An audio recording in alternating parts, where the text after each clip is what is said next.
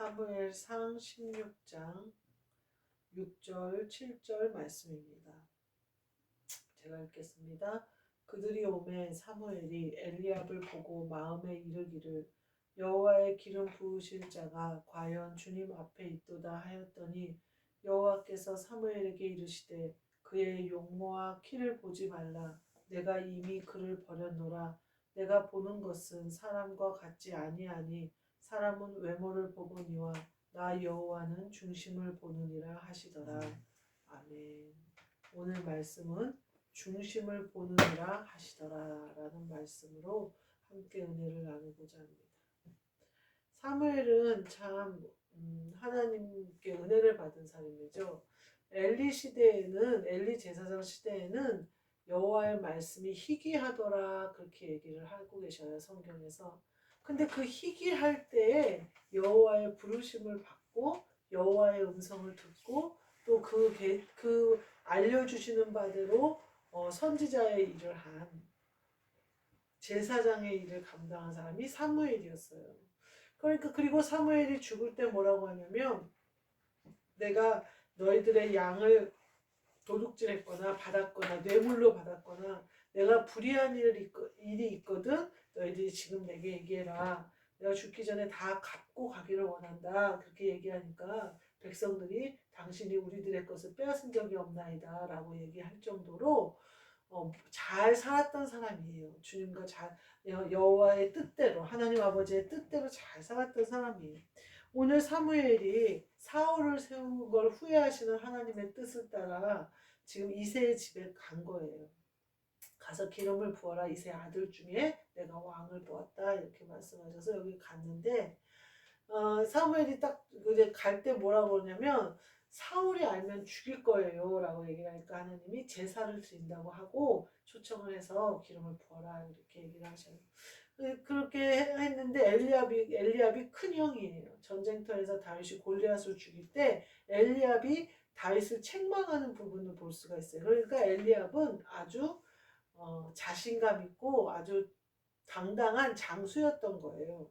큰 아들이었죠. 그러니까 군대에서 이제 골리앗이 여호와를 모욕하니까 다윗이 그거에 대해서 말을 하고 다니니까 엘리압이 책망하면서 한마디로 너 가서 양떼나 지켜. 너가 지금 와서 그 말을 할 때가 아니야 이 말이죠.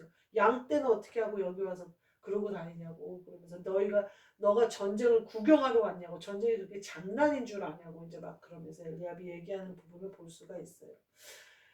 근데 오늘 그 엘리압이 딱 들어오니까 사무엘이 과연 하나님이 기름 부어 세우신 왕이 여기 있었구나 이렇게 생각해요. 엘리압이 상당히 잘생겼나 보죠. 근데 그 뒤에 여호와 하나님이 뭐라고 하시냐면 그의 용모와 키를 보지 말라 이렇게 얘기해요. 우리는요 그의 용모와 키를 보는 경우가 되게 많아요. 그의 재산을 보고요. 그의 마음 씀씀이를 보고요. 그의 어떤 충성심을 보고요. 그게 다 용모와 키예요. 세상의 것들이에요. 그러니까 예를 들면 예수님이 나중에 그러잖아요. 회당에 들어오는데 긴 옷 입고 좋은 옷 입고 들어온 사람과 남루한 사람이 들어왔을 때 니네 반응을 좀 봐라 이렇게 얘기를 하죠. 사무엘도 속았는데 우리는 오직 하겠어요. 근데 제가 나가서 일을 하면 보면 대표를 대하는 것과 또 그러니까 사장님이죠. 사장님이 매장에 있을 때와 없을 때가 온도차가 엄청나요. 그래서 사람들은 다 용모와 키를 보는 거예요. 제가 어디 식당을 가요. 근데 식당이 종업원들이 어서 오세요 뭐 이러면서 되게 친절하게 잘해요. 또 내가 뭘 갖다 달라고 해도 안해 그러면서 막 갖고 와요. 그럴 때는 거의 100% 주인이 그 안에 있는 거예요. 매장 안에. 근데 어느 때 가면 휴게 시간이어서 그런지 뭐 틱틱대고 갖다 달라는 것도 안 갖다 주고 먹으려면 먹고 가려면 가라는 식으로 할 때가 있어요. 굉장히 불쾌하죠. 근데 그럴 때 보면은 이제 딱 점심시간, 딱 저녁시간이 아닌 좀 어중간하게 가면 그런 대우를 받을 때가 간혹 있는데 그럴 때는 100% 거의 99% 사장이 매장에 없는 거예요. 그 시간에 이제 손님이 별로 없으니까 잠깐 쉬러 갔거나 어디 일 보러 갔거나 이런 상황이에요. 그래서 제가 식당에 가서 보면서 그래서 사장들이 뭐라고 얘기하냐면요. 제가 예전에 학원을 운영할 때도 그렇지만 이렇게 학원에 가서 일할 때도 그렇지만 주인이 그 가게를 지키지 않으면요 망한다고 봐야 돼요. 더 잘 되는 식당은 주인이 주방 일을 할 때 그게 잘 되는 식당이더라고요. 왜 그러냐면 식당이 커지고 기업화되면 사장이 다 지킬 수가 없잖아요. 또 매장이 여러 개면 돌아다니게 되잖아요. 그래서 식당을 잘하다가 식당을 확장해서 망하는 경우가 되게 많아요. 왜냐하면 사장이 있어서 그게 유지된 거였는데 사장이 매장을 늘리거나 여러 개를 차리면 그걸 다 그 사람이 머물러야 그 식당이 잘 되는 거예요. 우리가 오늘 여호와 하나님 뭐라고 하시냐면 중심을 보신다 이렇게 얘기해요. 근데 이 중심을 보신다 이 말씀은 예수님이 우리에게 오셔서 3년 공생의 마테마가 누가 요한에서 계속 말씀하신 거예요. 외모를 보지 말고 마음을 봐라. 너희 물질을 드리지 말고 마음을 드려라. 너희의 것을 받으려고 하시는 거 아니라 너희를 받으려는 것이다. 이 말씀을 예수님도 계속 하시거든요. 그 중심에 누가 들어있느냐 하는 거예요. 앞에 보면 사라가 그 내년 이맘때에 아들을 낳으니 이삭이라 해라 이렇게 얘기하니까 장막 뒤에서 웃어요. 근데 어떻게 웃었냐면요. 속으로 웃어요. 그러니까 천사들이 왜 사라가 웃냐 그러니까 사라가 나 안 웃었다고 그래요. 사라는 소리내서 웃지 않았거든요. 겉으로 티나게 웃지 않았거든요. 속으로 웃었어요. 그거 안 웃었다는 거예요. 근데 천사들이 뭐라 그래요? 아니다. 네가 웃었다. 이렇게 얘기를 해요. 하나님은 이렇게 우리의 속마음을 보시는 거예요. 아니다. 네가 불평했다. 아니다. 네가 원망했다. 아니다. 네가 거짓말했다. 뭘 보고 그러시는 거예요? 내 속을 보고. 제가 이제 교회나 이렇게 재정이 가정이 어려우니까 하나님이 재단을 통해서 주실 것을 분명히 믿었어요. 또 내가 그러나 하나님은 사람을 통하시든지 여러 가지 환경을 통하실 거니까 내가 참 잘 깨어 있어야 되겠다. 근데 누군가의 말이 떠오르는 거예요. 밤처럼 밤을 줍듯이 주셔야 된다. 하나님 거는 하나님이 주시는 거는 밤을 줍듯이 줍는다. 그런 말이 떠오르더라고요. 정말 그래요. 하나님이 주시는 건요, 우리의 마음에 속상하게 주지 않아요. 또 부담스럽게 주지 않아요. 헌금이 들어올 때 간혹 부담스러운 헌금이 있어요. 솔직히 말하면 이 헌금은 안 하는 것이 좋을 수도 있는데 라는 헌금이 있어요. 제가 얼마 전에 우리 교회에 크게 헌금한 분이 한 분 계셨는데 그분이 재판 중에 있다는 거예요. 그래서 그 재판이 이기기를 원한다. 그러면서 또 그분이 이제 많은 약속으로 우리 남편 목사님에게 얘기를 했기 때문에 본인이 이행을 하고 싶다. 그래서 계약이 되면서 계약금 중 일부를 저희에게 이제 헌금을 했는데 그 돈을 굉장히 욕심내는 자녀가 있었어요. 그 돈은 자기 거라는 거예요. 그래서 이분의 이 헌금이 결국 이분과 자녀 간에 어떤 안 좋은 영향이 있지 않을까. 또 그러나 헌금은 내가 관여할 일이 아니잖아요. 뭐 헌금 하셨는데 내가 다시 가져가라고 할 일도 아니잖아요. 이건 내가 받는 게 아니고 주님이 받으시는 거잖아요. 제가 받으면서도 참 마음이 그랬어요. 근데요, 주님이 하시는 일은 내 오늘 말씀처럼 외모가 아니에요.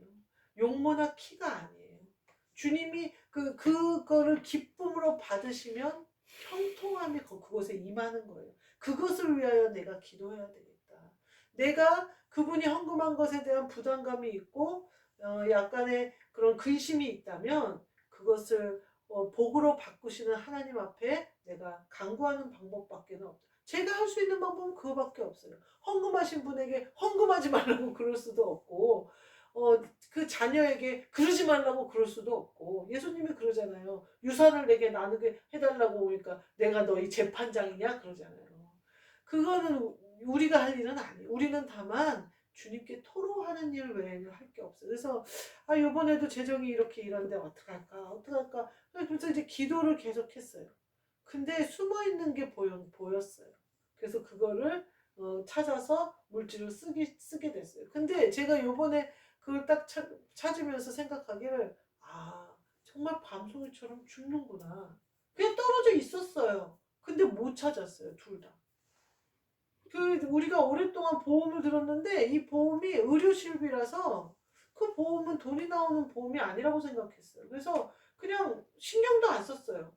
근데 자꾸 문자가 오는 거예요. 거기서 자꾸 돈을 쓰라는 거예요. 이자가 싸다는 거예요. 뭐 4%고 뭐 그걸 뭐 1%를 더 할인해 준다 그러고 막 그래요. 근데 그게 왜 우리가 돈을 많이 넣기 때문에 우리 넣은 돈 중에 이제 일부를 이제 이렇게 맘대로 융통해서 쓸 수 있다 이런 문자였어요. 그래서 그런가 보다. 근데 목사님한테 말했더니 목사님이 이렇게 찍어보더니 아닌데 영의로 나와. 우리는 무배당이라고 한국 그런 게 없대. 이렇게만 하는 거예요. 그래서 그런가 보다 그러다가 이제 어제 우연하게 내가 쳐보니까 500만 원이 그냥 들어있는 거예요. 그래서 내가 499만 원이 나온다는데요. 그랬더니 목사님이 아예 그거 융자워드라는 거야. 우리가 쓸 수 있는 돈 아니야. 그러는 거예요. 그래서 아닌데. 그리고 이게 들어가 봤더니 보험 중에 우리가 한 3천만 원 정도 보험금을 냈는데 그 중에 일부가 쌓여가지고 있는 거예요. 근데 발견을 못한 거예요. 그래서 바로 내가 이렇게 찍었더니 바로 입금돼가지고 목사님한테 내가 10,000원을 보태서 500만 원을 드렸어요. 근데 내가 그 1년의 그 일을 보면서 아 진짜 밤이 떨어져 있네. 우리가 몰랐던 거잖아요 완전히. 근데 우리 거잖아요. 그냥 떨어져 있는 거 주순 거였더라. 그 느낌이 딱 오면서 밤을 줍기 시작할 때 한 개만 줍나요? 내가 갖고 놀려고 그냥 하나만 줍나요? 밤이 지천에 떨어져 있는데 제가 거기 어디 강호사님하고 놀러를 갔는데 밤 안 주시려고 그랬어요. 밤 주워도 누가 잘 먹지도 않고 뭐 밤 줍는 것도 별로 즐거워하지도 않고 그래서 안 주시려고 그랬어요. 근데 길거리에 어떤 아줌마들이 밤을 실컷 줍고선 떨어뜨려놓은 밤이 지천인 거예요. 그러니까 안 주실 수가 있어야지. 조금 가다 보면 더 큰 놈 나오고 조금 가다 보면 더 큰 놈 하고 죽기 시작한 것이 우리가 그냥 먹을 만큼만 줍자 했는데도 그냥 시장 바구니로 반을 주워 갖고 왔어요. 강고사님 그거 먹느라고 애썼어요. 밤을 줍기 시작하면 이제 시작된 거예요. 우리에게는 내가 알지 못하는 것들이 숨겨져 있는 거예요. 발견해서 줍기만 하면 되는구나. 내가 사람 앞에 말할 필요도 없고 사람을 기대할 필요도 없고 용모나 키를 볼 필요도 없다. 우리 교회도 규모나 사람을 볼 필요 없다. 용모나 키를 볼 필요가 없다.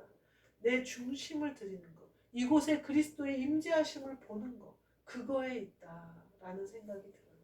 오늘 이 말씀이 중심을 보신다 하신 이 말씀은요. 내가 모든 인생을 살아가는데 적용되는 말이에요. 지금 내가 무엇을 하든지 내 중심이 주님께 향해 있어야 된다는 거예요. 왕이 된 다윗은요. 끝까지 중심이 주님께 있었어요. 그래서 다윗이 죄를 안 지었나요? 죄를 지었어요. 근데 중심이 여호와께 있었기 때문에 회개하고 돌아왔어요. 그러니까 중심이 하나님께 있는 사람은 죄를 안 짓는 사람이 아니고 죄와 상관없이 순결한 사람이 아니라 죄를 지었어도 언제나 돌아오는 거예요. 옛날에 저 어렸을 때 오뚜기라는 인형이 있었어요. 이게 동글동글하게 생긴 인형인데 그건 절대 못 넘어뜨려요. 아무리 넘어뜨려도요 바닥까지 머리를 콩 쳐박아 놔도요 빽딱 일어나서 도도도도 이렇게 해갖고 딱 중심을 잡아요. 오뚜기처럼 살아야 돼요. 내가 죄 지을 수 있어요. 넘어질 수 있어요. 그냥 다리를 바닥에 퐁 박을 수도 있어요. 근데 어때요? 빨딱 일어나서 오뚜기처럼 도도도도 하면서 주님께 중심을 또 맞추는 거예요. 그게 우리의 삶이에요. 그리스도 예수의 종들은 그러면은 늘 신실하고 늘 청결하고 늘 성결하고 그러고 싶죠. 근데 그게 안 되죠. 그러나 우리는 오뚜기 같이 우리가 어떤 상황에 처했든지 내 중심에 계신 그리스도께 돌아와서 다시 쓰는 거예요. 똑바로. 그 오뚜기 인형이 밑에가 아주 묵직해가지고요. 절대 못 넘어뜨려요. 제가 그거를 어렸을 때 내가 넘어뜨리고 말겠다 그래갖고 반을 쪼갠 적이 있어요. 안에 뭐가 들어있나 보려고. 그랬는데 안에 아주 쇳덩이 같이 그게 밑바닥을 거의 반 이상 담고 있어서 절대 안 쓰러져요. 엎을 수는 있지만 부시면. 그러니까 우리의 육신의 장막을 벗고 주님께 가는 그날까지 우리는 중심에 그리스도라는 그리스도를 온전히 모셔야 돼요. 그리스도는요 절대 부셔지지 않고 넘어지지 않고 엎어지지 않아요. 항상 우리를 일으켜 세우세요. 그리스도가 우리 안에만 계시면. 우리가 해야 될 거는 뭐냐? 중심을 주님께 드려야 된다는 거예요. 저는요 사무엘 상하 뭐 이런 걸 쭉 읽을 때 제일 감동스러운 부분이 어디냐면요. 다윗이 무비보셋을 부를 때 참 요나단과 다윗의 그 사귐이 너무나 아름답잖아요. 근데 저는 그 경험을 했어요. 요나단 같은 마음이 제게 있을 때가 있었어요. 그래서 다윗이 내 자리를 탐하는 줄 알고 내 것을 뺏어가는지도 알고 다 그래요. 근데 주고 싶어요. 그런 마음을 주실 때가 있어요. 요나단이 그 마음을 품음으로 말미암아 무비보셋이 왕의 상에서 먹는 역사가 일어나요. 참 제가 무비보셋을 불러요 다윗이. 그러면서 무비보셋이 주의 종이니이다 그러니까 다시 뭐라고 그러냐면요. 두려워하지 말아라 그래요. 처음 말이 두려워하지 말아라. 무비보셋이 다윗에게 왔을 그때는 사울의 아들이 4명이 있었어요. 제가 보니까요. 블레셋 사람들이 사울과 그의 아들들을 죽여가야 사울의 아들 요나단과 아비나답과 말기수아를 죽이니 이러니 3명이 거기서 같이 죽은 거예요. 요나답과 아비나답과 말기수아가 죽었어요. 근데 역대상 8장에 보면 넬은 기스를 낳고 기스는 사울을 낳고 사울은 요나단과 말기수아와 아미나답과 에스바를 낳았다는데 이 에스바알이 이스보셋이에요. 이스보셋과 에스바알이 똑같고요. 또 무비보셋은 역대상에 뭐라고 나오냐면 무리바알이다 이렇게 나와요. 그러니까 하여튼 3명은 그렇게 죽었어요. 그리고 이 이스보셋은 아브넬이 그 배신하는 바람에 다윗에게 괜히 충성하겠다고 사람들이 침상에서 죽여가지고 다윗에게 머리를 들고 가잖아요. 그러니까 이 지금 요나단이 지금 무비보셋이 다윗 왕에게 왔을 이때는 삼촌들 4명이 다 죽은 거예요. 왕인 사울도 죽은 거예요. 요나단도 다 자기가 두려울 수밖에 없죠. 이미 왕권은 바뀌었어요. 다윗에게. 다윗이 언제든지 죽일 수 있는 사람인 거예요. 근데 그 무비보셋을 다윗이 불렀어요. 그러니까 무비보셋은 이제 죽었구나 하는 거죠. 요나단과 다윗이 아무리 친했다고 왕권 앞에서는 아들도 없어요. 사울이 뭐라고 그래요? 다윗 편을 들으니까 요나단 보고 폐역무덕한 계집의 자 소생아 이러잖아요. 네 왕권이 걔한테 뺏기는 것도 너는 모르냐? 이렇게 얘기를 하지만 사실은 내 왕권이라고 얘기를 하는 거거든요. 그래서 요나단 내 아들 나랑 전쟁에서 항상 싸운 그 아들 블레셋과 전쟁에서 늘 승리하게 이끌어준 그 아들에게 폐역무도한 계집의 소생이라고 욕을 하잖아요. 다윗 편 들었다고. 왕권이 그런 거예요. 그런데 왕이 된 다윗이 나를 부른단 말이에요. 그 무비보셋이 얼마나 떨렸겠어요. 왕이신 주님이 나를 부른단 말이에요. 나는 죄를 지은 걸로 따지면 당장 죽어야 되는 사람이란 말이에요. 근데 주님이 나를 불러서 어떻게 하시냐면요. 왕의 상에서 먹게 하시는 거예요. 처음 주님이 제자들을 만날 때 뭐라고 해요? 평안할지어다 그래요. 그거와 다윗이 무비보셋 앞에서 두려워하지 말아라 하는 말과 같은 것 같아요. 저는. 예수님이 평안을 빌어라 그러잖아요. 들어가는 집마다 평안을 빌어라. 무비보셋이 다윗 앞에 끌려왔을 때 다윗 앞에 불려왔을 때 다윗이 두려워하지 말아라 그래요. 처음에. 네가 왕의 상에서 먹게 된다. 이렇게 얘기해요. 예수님이 우리에게 와서 평안해라. 네가 내 신부가 된다. 이렇게 얘기를 하시는 거예요. 그 중심이 완전히 다르잖아요. 그래서 무비보셋이 왕의 상에서 먹어요. 얼마나 기가 막힌 일이에요. 제가 이 무비보셋이 어떻게 살았나 그 인생을 보고 싶어서 쭉 찾아봤어요. 그랬더니 요나단의 아들 무비보셋. 요나단은 무비보셋 한 명밖에 없었던 거예요. 그 무비보셋의 아들 미가. 그리고 그 미가가 여러 명의 아들을 낳아요. 참 제가 보면서 무비보셋 같이 복받은 사람이 있을까요? 무비보셋이 왕의 상에서 먹기만 하나요? 사울 왕의 모든 재산을 무비보셋에게 상속해요. 다윗이. 기가 막힌 일 아니에요. 성경은요. 그 상속하시는데 하나님이요. 뭐라고 표현하시냐면요. 자손 만대까지 내가 복을 준다 이렇게 얘기하시거든요. 베드로를 부를 때도 뭐라고 얘기하시냐. 시몬의 아들 베드로야 네가 나를 사랑하느냐 그래요. 하나님은요. 그 잊어버리지 않는다 이 말이에요. 내 중심을 내가 주님께 드렸어요. 그러면 내 자녀는 그 끝인가요? 잊어버리지 않으셔요.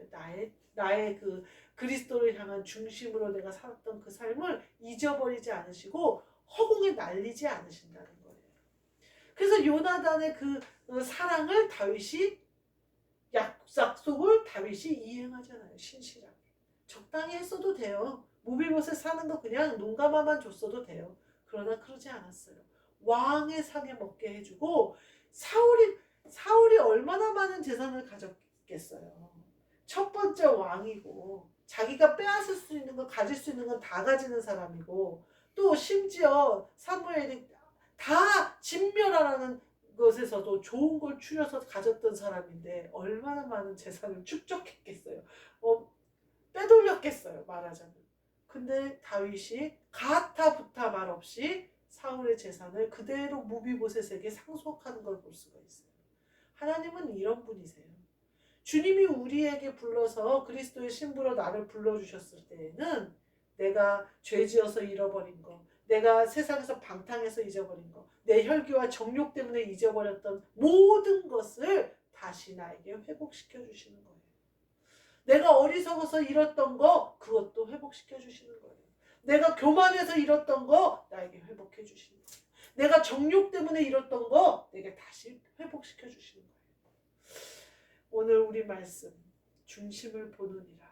우리의 중심이 그리스도께만 딱 서 있으면 우리가 오뚜기처럼 일어날 수 있고 밤을 줍듯이 주님이 숨겨놓은 것을 축복을 주실 수 있고 그리고 주님께서 내가 잃어버렸다 생각하고 내가 다 이제 죽을 수밖에 없다고 생각하는 그때에 왕의 자리에서 먹게 하시며 내 어머니의 기도와 내 아버지의 그 조상의 기도들을 보시고 그들의 믿음을 상속해 하시고 또 내가 잃었던 것을 다시 찾게 하시는 축복이 우리에게 있다는 것을 믿으시고 중심을 그리스도께 잘 세우시는 저와 여러분이 되시기를 주님의 이름으로 축복합니다. 아멘. 기도하겠습니다. 하나님 감사합니다.